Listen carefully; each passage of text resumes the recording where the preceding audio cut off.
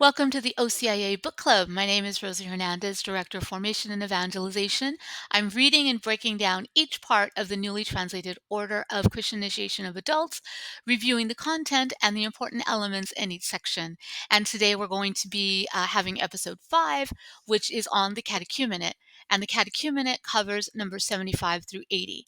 Now, in the process itself, this is or should be the longest part of the process, and it's most intricate, and it has more rights and things kind of combined in it, and yet it's only going to be 5 paragraphs. And so these paragraphs, as you can imagine, are packed with information. So if you haven't really sat down and read through this section of the OCIA, I highly encourage you to either have your book open as we talk about it now, or to read it on your own. So you can either pause right now and go get your book, or make a promise to yourself that you will read these 5 paragraphs at least before you get to this stage so that you can understand it a little bit better. So let's start with number 75. Right off the bat, 75 tells us 3 things that we need to know for the catechumenate. Number 1, that it is a lengthy period. I believe before it said a suitable period, but now we're looking at a lengthy period. That means it's not meant to be short. It's not meant to be 3 months, 4 months. And I know a lot of you are saying, oh, no, it's longer than that. I really invite you, and if you've done any of my workshops before, you've heard me say this, I invite you to sit down with your calendar of last year and count how many actual sessions of catechumenate you had between the rite of entrance to catechumenate and the rite of election. Because remember, we got a lot of holidays in there where we tend to cut that week, perfectly justified. I'm not saying don't cut weeks out, but you're not going to host sessions the week of Veterans Day because maybe Veterans Day this year is a Tuesday and your sessions are usually on Tuesday, or you're not going to definitely host anything the week of Thanksgiving. And once December comes, you're at least 2.5 to 3 weeks. Of no classes or no sessions because of all the holidays and all the Advent stuff that's taking place, depending on what your parish does. So go back and count. And again, it's not about necessarily the number of weeks. I'm not saying you have to have a specific number, but a lot of times if you go back and count, you're going to find out you've only got 16 weeks of catechumenate. This is 4 months. Is that enough time? And so it's a question to ask ourselves. So we need to make sure it's a lengthy period. We need to make sure it's enough time to really integrate all the elements we're going to talk about.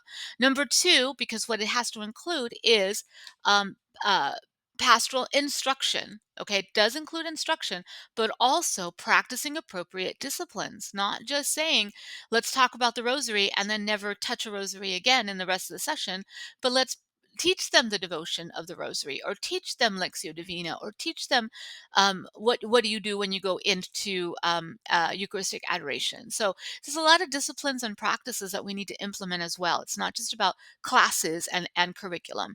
That it's got to include other pieces. And then finally, that we're bringing them to maturity of faith, and that can't be scheduled on a calendar. We can't say to them, you got to be mature in your faith by Ash Wednesday, so you could be ready for the rite of election. We can't do that. We don't know. We don't know when it's going to happen. For some people, it may happen quickly. For others, it may take some time.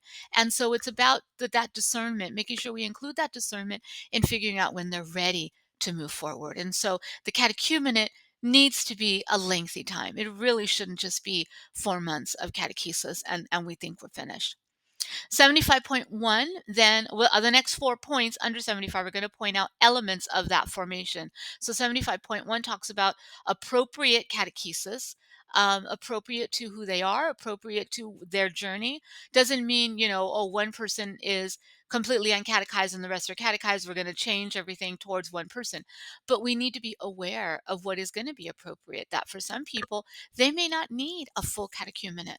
When you bring in an unbaptized but fully catechized person, for example, that person who has been attending Mass with their spouse for 20 years and has been faithful every Sunday and has, put their children through Catholic school and been a part of that experience or whatever, you meet them and you realize, wow, they're already in the faith. They're already part of the community. So we don't need to put them through that. So what's suitable for one I'm sorry, what's appropriate for one may not be what's appropriate for another. So it's really kind of getting to know them, what you've done during the pre-catechumenate, and figuring out what's appropriate for them, and then on a greater level, what's appropriate for the group. Appropriate catechesis should have a certain elements. Number one, that it follows the liturgical year, and it does state that follows the liturgical year and is supported by the liturgy of the word, aka hopefully the dismissals, that they're a part of the Sunday gathering, the Sunday assembly, and then kindly dismissed. Suitable knowledge of dogmas and precepts. Notice it doesn't say they have to know everything. You don't have to make them little mini theologians. You don't have to try to put all the theology in them, especially at the beginning. It's going to go over their heads at sometimes. So you really need to figure out what's going to be appropriate for this level for them to learn. And maybe let's talk about Paschal mystery in one way as we start, but then as we get deeper later, we're going to go back to Paschal mystery and talk about it again because now they've matured a bit in their faith and they can understand it at a different level. And so you want to make sure you're paying attention to that. So I'm never going to say throw out doctrine. No. But the doctrine has to be appropriate to where they are and then bringing it back, come back around to it. It's not like a normal class where we're going to teach baptism one day and then we're not going to go back to baptism again because we already taught it. No, it's going to repeat and it's going to be brought back in so that they can then have an intimate knowledge of the faith that is not just cerebral, it's not just in the head, but it's in the heart, and it's uh, how it connects to my own life, so that they will then have an intimate knowledge of the mystery of salvation by the time we get towards the end of this period. 75.2 talks about the importance of sponsors and godparents. In this period, I cannot stress enough how important accompaniment is because we don't know, they don't know when questions will come up, when they have struggles, when something in their life happens and they're just really struggling with how this fits in with their faith life. And so a sponsor or a godparent is going to be very important. Now, in this process, sponsor and godparent could be two different things or they could be the same person. So what we're looking at that they need in the accompaniment during the catechumenate is someone that is going to be physically present and walk with them, preferably someone from the parish so that they can also introduce them to the community, but also because then they're there, they're physically present. Many times if they're parishioners of the community, they will come to many of the catechumenate sessions with them and sit with them, or maybe they'll come twice a month, and then after class or after the session say, hey, let's go out for coffee now and just talk about what we talked about in there. Or maybe, hey, next Sunday do you want to go to breakfast after mass, and we'll we can talk like once a month, do that or something. So it's somebody that's physically present. Now sometimes the godparents are of the same parish and can be physically present, and that so the godparents can be with them from the rite of entrance of the catechumenate all the way through the reception of sacraments and then for life. But many times the godparents don't live locally, or maybe they're very involved in their own parish. And so to be out here 2 or 3 Sundays a month at my parish is difficult for them because I don't know, they are liturgical ministers at their own parish. So they're very involved there. Or maybe they live out of state, and they just physically cannot be there. And those are the cases where then it's a beautiful tradition to have some parish sponsors that are trained and ready to come in and just befriend them and be with them from the rite of entrance all the way through the rite of election. And then the godparents take over at the rite of election. Another element that may come out is that maybe I, as a catechumen, I'm the only Catholic in my, or well, want to be Catholic, and there's no other Catholics in my family or my friend circle right now. I don't know anybody well enough that can be my godparent. So maybe my sponsor, I'll get to know them so well and connect with them. They will end up becoming my godparent because I'm going to stay in this parish. So there's a lot of elements where that can happen. But either way, the sponsors and the godparents need to be that support and that accompaniment. Also added to that, the community. The community needs to know who these people are from the beginning and to be able to support them in prayer and be models of how to live a Christian life. So the presence of sponsors, godparents, and community are vital. 75.3 talks about the suitable liturgical rites in which they are gradually cleansed and sustained with divine blessing. I just love that. They're gradually cleansed. I love that because it really shows us that each of the rites, even though we may say, oh, well, they're optional, oh, we don't always have to have a blessing, oh, a minor exorcism isn't needed, or whatever, but it shows us that they are, because they're part of a process. And as we move through the catechumenate, it's important to incorporate elements of liturgical rites, because when they get to purification and enlightenment, there's going to be tons of them that are very serious. And so we're kind of both acclimating them into what it means to celebrate a rite with the community at the same time as we're bringing them this general cleansing, and we're sustaining them with this blessing. Included in that, it does state the importance of gently dismissing them before the Eucharist. So when they're present at a liturgy, Sunday Mass, holy days of obligation, anything like that, that we do need to gently dismiss them, but after the homily, before the creed, because we haven't introduced the creed yet. So before the creed, they are dismissed, and then that way they can go break open the word. 75.4 talks about that they cooperate actively in evangelization in the parish. And this can be in a lot of ways, but mainly that they are part of the parish, that they can connect with different elements of the parish, especially if you have acts of mercy, feeding the homeless, things like that. They're very well capable of doing that. And this is where they will begin to encounter Christ. So we can teach them all we want about Catholic social teaching, but really the best lesson they're going to learn is when they're out there putting together emergency packs to hand out to the homeless or things like that, when they actively participate.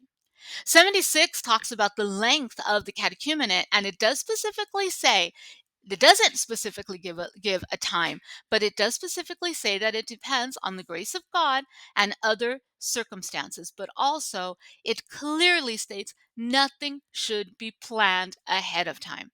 We shouldn't be coming up with the entire calendar for a school year, not knowing who the catechumens and candidates are, and then how long they're going to need for their own conversion. So we can't just make it an automatic conclusion that if you start in August, you'll receive all your sacraments by the next Easter. Please don't ever make that promise to anyone or even state it to anyone, because then if something happens, if there's an impediment or they need longer time in the catechumenate, then that's going to come around to them saying, but you lied to me, you told me it would only take 9 months, and now you're telling me I need to continue. So really don't make that promise. It specifically says in 76, it needs to be long enough for their conversion and for their faith to mature. And we have to look at all of the elements in paragraph 75 to see if we've hit those marks. Did they receive a suitable catechesis? Did they have the support? Did they participate in liturgical rites? And did they were they active in the evangelization of the parish? And so we need to look at that, and also look at the fact that in the National Statutes, it does say that the catechumenate should extend from one Lent to the following Lent, a full year. Okay, so really pay attention to that. That will be a separate webinar that I will be doing down the line on just how to do a year-long model and what it could look like, but something to really think about. 77 tells us about the place of the bishop, how it's his right to decide on the duration of the catechumenate, as well as when it's in order to use one of the shorter orders, especially in danger of death or in a special circumstance. There is a shorter order in part 2 that can be used, and we'll talk about that in a later book club. 78 talks about a reminder that as the faith is explained, as the doctrine is explained, the faith is enlightened. And I love that, because then our hearts start moving towards God. We start understanding more about the faith in the mind, but then we then bring it to our hearts and begin to live it better. And so we need to make sure that they're active in liturgy and they're active in apostolic works. All of Catholic life is nourished by all of these actions, and that's what we're meant to do with them. 79 repeats the importance of all of the rites, and again, those will be separate little book club entries here in the coming weeks on the celebrations of the word, the minor exorcisms, the blessings, the anointings, the handing on, and then the sending to election. So we'll talk about all of those separately, but all of those are vital to the process. And then number 80 says that we need to make sure that the godparents are present for the rite of election. And this is one of the reasons why I do like to tell catechumens early on, even before they start or right when they're starting, the importance of choosing godparents that are going to walk with them on this journey. Doesn't mean they can't live in other places. They can't live in Las Vegas or in another country or whatever, but that there's people that they will keep in touch with. It's not just going to be in name only. And in 10 years, we're going to ask, where are your godparents? They're going to go, I haven't talked to them in a few years. It's got to be people that are active in their lives and are going to remain active in their lives. Just a reminder, you may want to go back through the norms during the time of the catechumenate. There are several. Norm number 4 is where it talks about the year, that it should be the length of a full liturgical year, one Lent to the next Lent.